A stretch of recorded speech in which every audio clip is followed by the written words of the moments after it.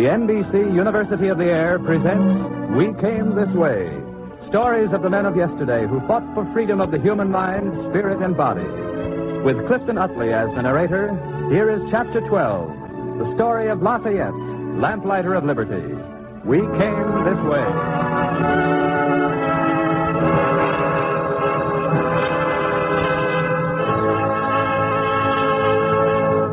In the year 1757, there came into the world a boy, heir to the noble French name of Lafayette. Wealth, court favor were his from birth, for he was the Marquis de La Fayette.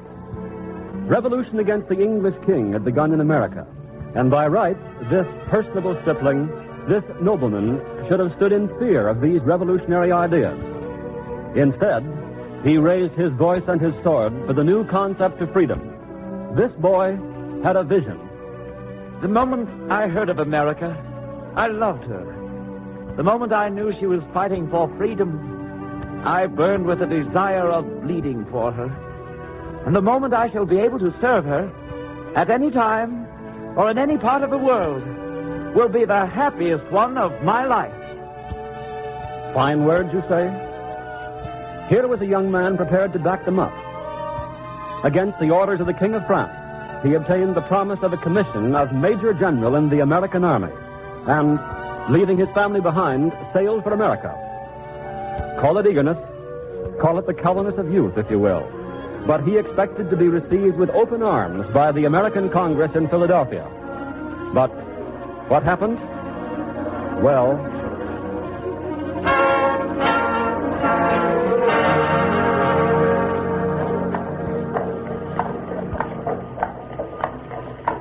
in the street, Mr. Secord? I'm sorry, Marquis, but yes, in the street. So be it. If the Congress wishes to meet me in the street. Here comes Mr. Lovell now, one of our most distinguished members. Mr. Lovell, sir. Ah, yes, Mr. Secord. And this would be? Marie Joseph Paul Yves Roche Guibert de Metier, Marquis de Lafayette, sir. At your service. I beg your pardon? Marquis de Lafayette. Oh, yes. Congress has considered your petition carefully, Marquis. It seems... I shall consider myself most honored by this commission as Major General in the American Army, sir. The Marquis has come all the way from France at his own expense, Mr. Lovell. I know. But, gentlemen, have you any authority from Mr. Dean? Only his promise, sir, which Congress received with my petition. Yes. Well, to speak frankly, we authorized him to send us 4 French engineers. But instead, he has sent us some men who pretend to be engineers and some artillerists who have never even seen action. It seems that French officers have a great fancy to enter our service without being invited. But, monsieur... Congress has asked me to tell you, sir, that now we have experienced men and plenty of them. Good day, sir.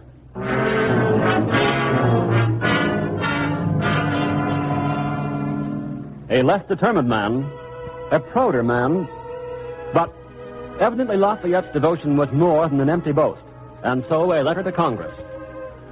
After the sacrifices I have made, I have the right to insist upon 2 favors. 1, to serve at my own cost, and 2, to begin my service as a volunteer. A marquis serving in the ranks? Americans admired nerve even then. And so they made him a Major General, the highest rank in the American Army. A boy of 19.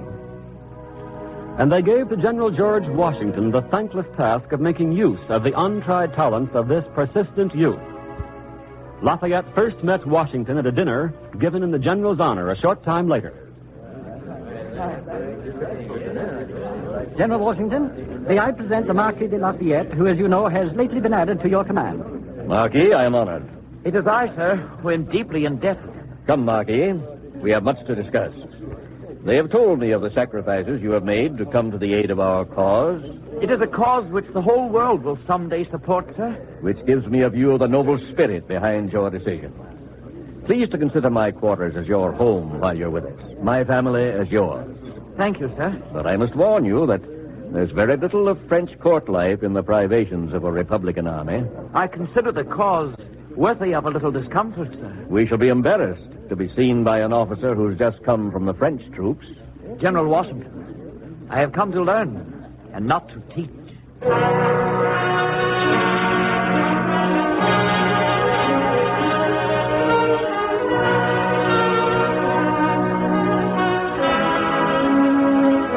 Washington liked this boy, but what to do with him? A major general in command of a platoon. Things were not going well for the cause of liberty at this time. Lafayette was to know all too well what Washington meant by the privations of a Republican army. Lafayette's career became one long day of battle. At Brandywine, the American army found itself caught between two British divisions and was forced into a retreat that became a rout.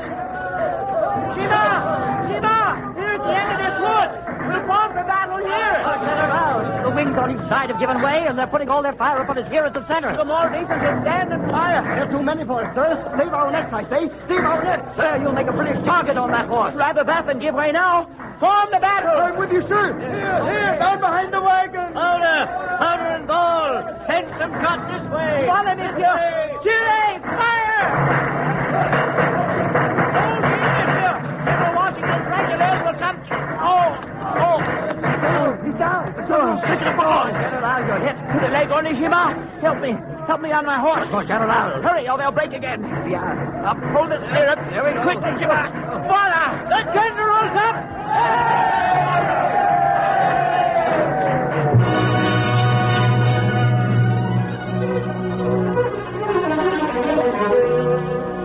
Wounded in his first battle, Lafayette returned to the fight even before his wound was healed. Given charge of a scouting party at White Marsh, he led it with such success that Washington gave him command of a division. And while he fought, Lafayette enlisted, by means of letters, the aid of his friends in high places at the French court. On the 5th of May, 1778, Washington was to learn of the political power of his boy general. In the command hut of General Washington at Valley Forge, the older man called the younger to him to reveal his feelings. Mon General? My dear Marquis, have you heard the news? News, sir? Intelligence has reached me here from Congress that will put this land and its people forever in your debt. Sir? What is it? Our infant nation has made an alliance with your great King of France. France? I knew it, sir. I knew that Frenchmen would waken and make this cause their own. The bon Dieu has had a hand in this. The Marquis de La Fayette has had a hand in it, too. They speak of God's instruments. Now Frenchmen will know the blessings of liberty, sir, as I have known them. They'll see with their own eyes, as I have seen, what this spark does to men's spirits. And perhaps one day they'll know this great privilege for their own. Liberty. Liberty within the law, my dear Marquis. Yes. Liberty within the law. That is a lesson it is good to learn, Mon General.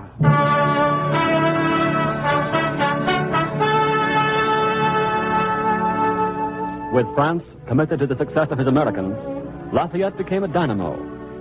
In a visit to his native land, he helped make tangible the French promises, returned to America, and again took up the sword.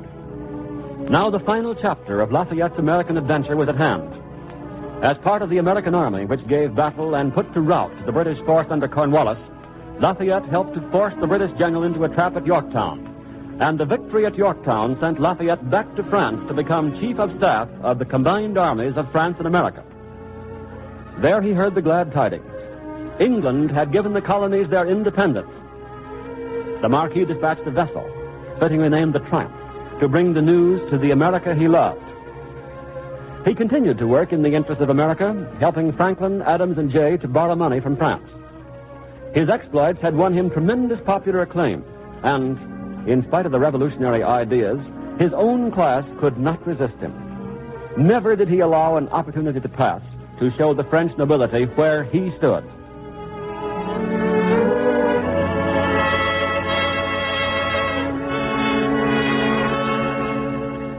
But, my dear Marquis, you like the present I have prepared for your General Washington, but you dislike the message that goes with it. Why? Your Majesty, these are common words, common phrases for a man of the stature of Washington.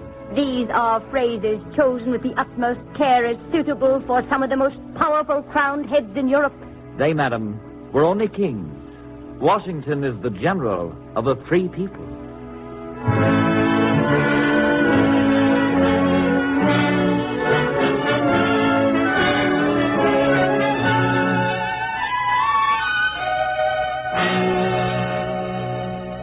Marquis de Lafayette.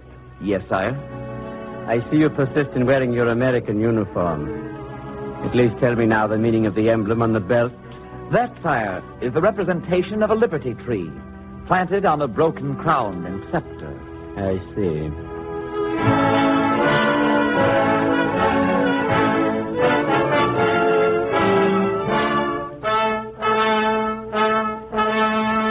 Coming events were casting their shadows. Europe was a continent that stood on the brink of revolution. And the center of the whirlpool, France. The light that they had seen flare up and become a steady flame in America began to glow fitfully before the opening eyes of the French commoner. One heard this cry in France, and it was led by Lafayette. The notables! Rather call them the not able. This is no fit body to rule France. Convene the States General. The States General. It had not existed in France for many years. A Congress of clergy, notables, and representatives of the people, the States General looked to Lafayette now like an entering wedge toward constitutional government. Elected as a deputy by the notables, he yet fought against them for representation of the people. The States General was convened. On July 11th, with the Assembly Palace surrounded by the soldiers of the King, Lafayette rose and presented a Declaration of Rights, the first proposed in Europe. This declaration, printed that night, spread like wildfire through Paris. And now the people themselves began to take a hand. Listen to this, citizens. It says, for the people to love liberty, all they need is to know it. For them to obtain freedom, all they need is to deserve it.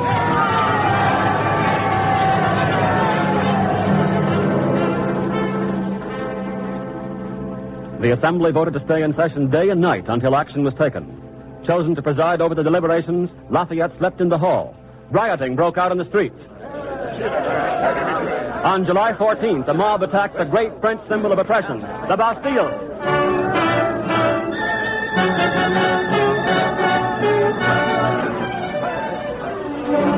Let us in! Drop the drawbridge! The people of Paris demand entrance to the Bastille! Delaunay, where is the governor of this rotten prison? There he is! There's Delaunay on the top of the tower! People of Paris! People of Paris! I am governor of this prison. My duty to the king demands that I resist any unlawful entry. Your duty is to the people of Paris! With this drawbridge below me raised, you will never be able to enter here. And without some lawful order from the king himself, I shall never give permission to have it locked. Here, Francois, Baron Blanchard should have those chains on the bridge cut in a moment. Myself, I'll drag that dog of a Delaunay down from his tower. When the drawbridge falls, I'll drag the tower down brick by brick. My father died in this stinking hole. Be careful of the guards within, they'll fire. Return to your homes. I have ordered the guards not to fire unless attacked. There's nothing to be gained by your threats.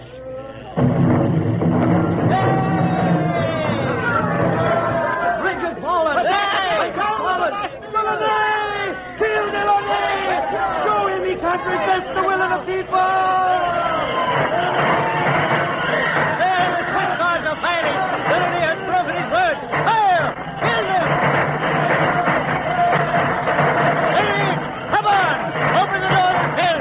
Free the prisoners! Shall we let this rotten prison stand? Shall we let the tyrants put Frenchmen in here to be tortured and murdered again? Tear it down! Tear it down! Down with the Bastille!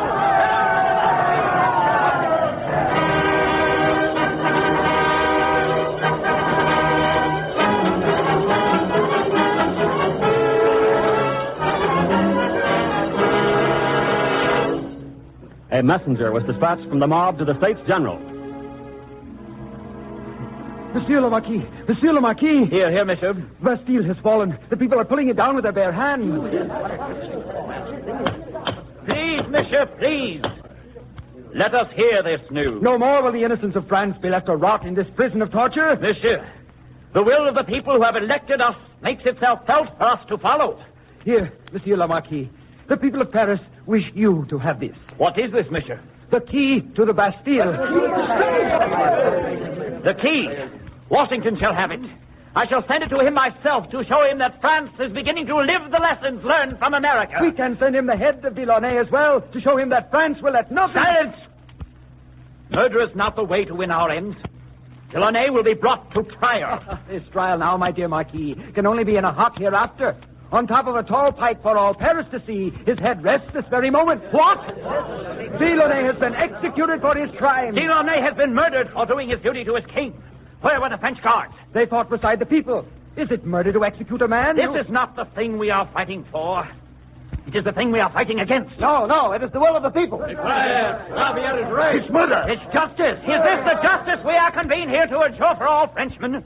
Is this the right of fair trial we want guaranteed in our Constitution to even the basest criminal? No.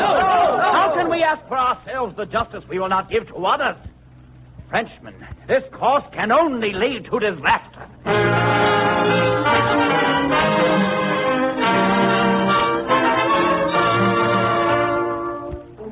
Mob rule was rising, and Lafayette fought against it with every ounce of his strength. But events rapidly got beyond him.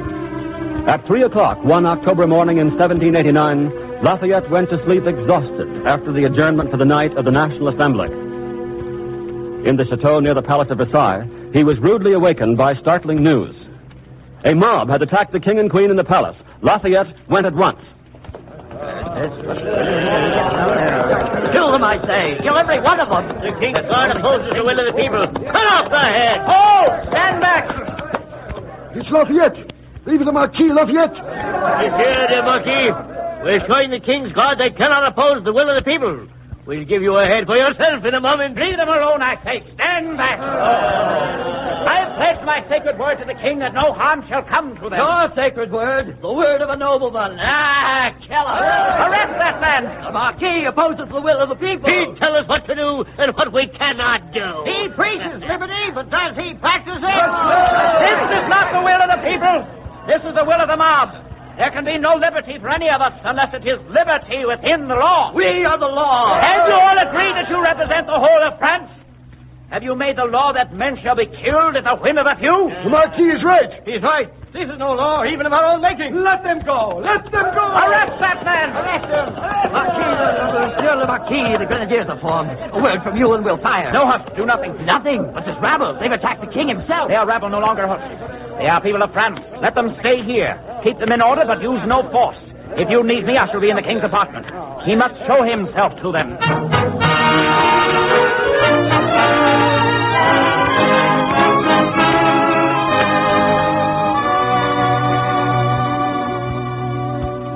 It is the Marquis de Lafayette. Let him through. Let him through. Where is the king? He and the queen with the Dauphin are in his apartment, closely surrounded by his guards. You of the National Guard have served well this night. If your king had been murdered... We have sworn to defend his majesty with our lives. Let the Marquis through. My dear Marquis, is this the lot of your king to die at the hands of a howling, bloodthirsty mob? I'm sure that is not their wish, sire. They would have murdered us in our beds. Were it not for your National Guards, we would have been corpses now. And my child here with us. I'm sorry, sire. And madam. I order you to have the National Guard drive them out.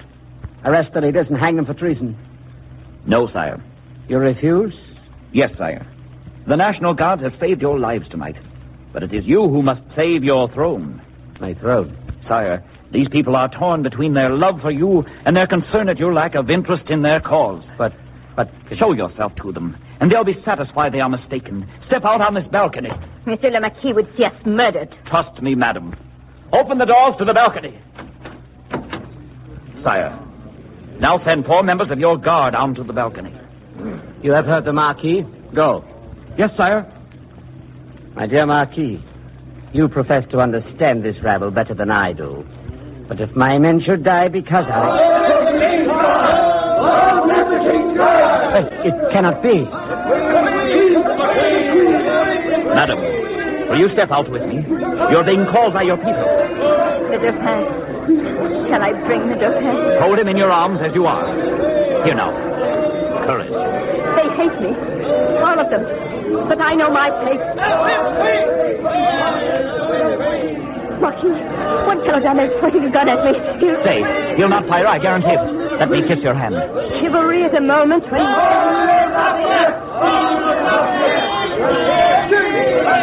Fire! They call.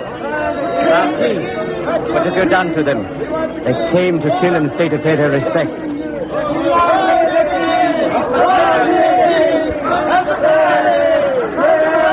What is this talk of Paris? They want you near them, sire. Speak to them. But raise your hand and they'll listen. A few moments ago, they would have...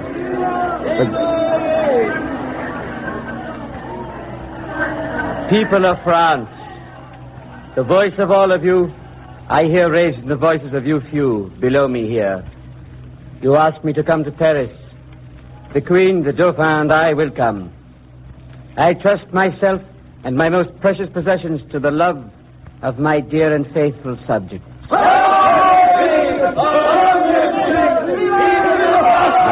you have saved our lives.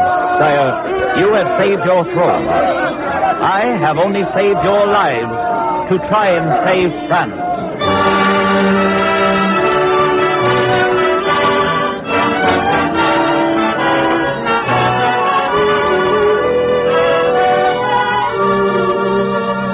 But all of Lafayette's personal power could not stave off the end for long, nor the anarchy that followed. Lafayette was forced to flee for his life when the Jacobins came into power, preaching death for all nobility.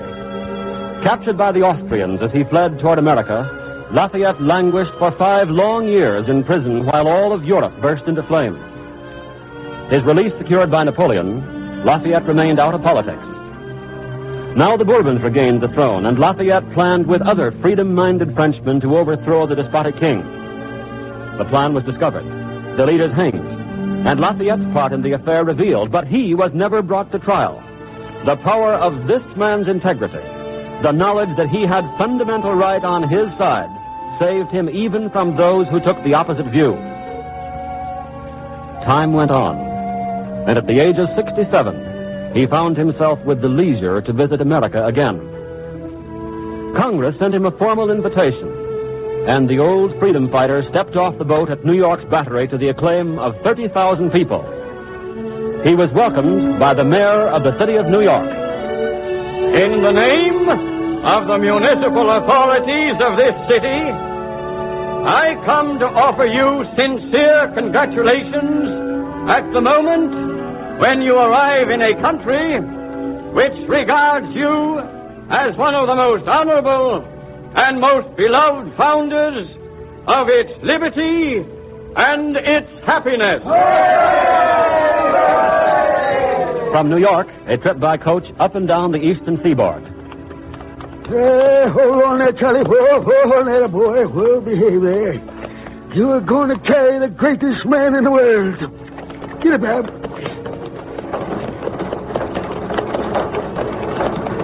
Hey, toll gate ahead. Hold, Charlie. Hold it. Go ahead. The road's free. General Lafayette travels today, and no man shall pay toll.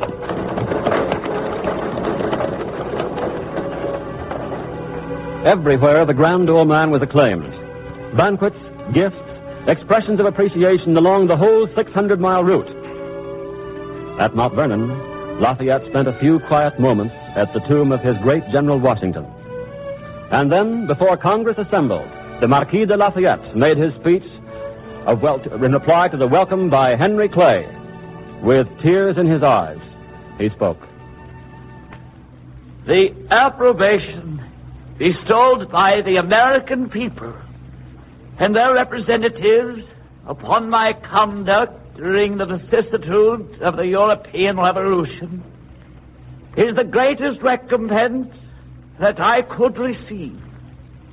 In truth, I can stand firm and erect when in their name, Mr. President, you solemnly declare that on every occasion I have remained faithful to those principles of liberty, equality, and of true social order to which I consecrated my youth, and which till my death will be for me a sacred duty. We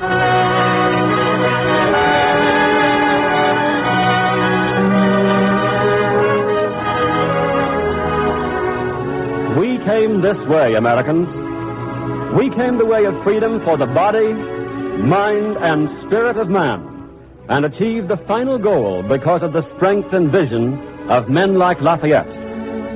Though he failed to build in Europe the free world he had helped to found in America, he laid there the foundations of that world for those who came after. A larger share of greatness is his due, because the thing he sought for others was not something he had need of himself. Right was right for itself alone, more truly than for many others who have labored on the world of liberty. We Americans can pattern our actions after Lafayette toward freedoms not yet won, and looking back at the life he lived, say truly, we came that way.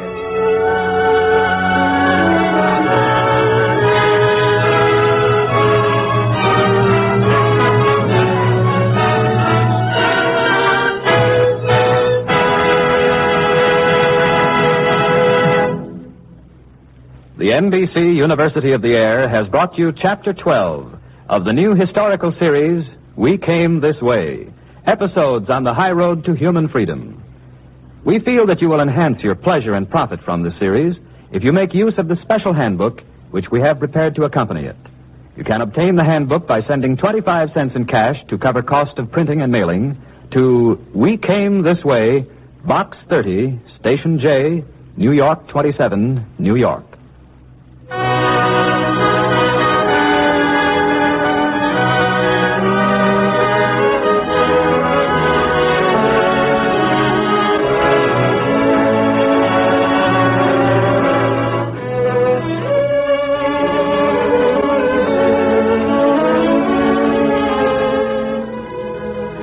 Tonight's script was written by Hugh Chain and directed by Mr. Homer Heck. The original music is composed by Dr. Roy Shield, and the orchestra was directed by Mr. Joseph Galicchio. The members of the cast were Mr. Clifton Utley as narrator, Mr. William Everett as Lafayette, and Mr. Fred Sullivan as George Washington. Others in the cast were Miss Nanette Sargent, Mr. Wilms Herbert, Mr. Charles Eggleston, Mr. Haskell Coffin, Mr. Sid Elstrom, Mr. Gilbert Ferguson, Mr. Paul Hughes, and Mr. Armand Hunter. This is the National Broadcasting Company.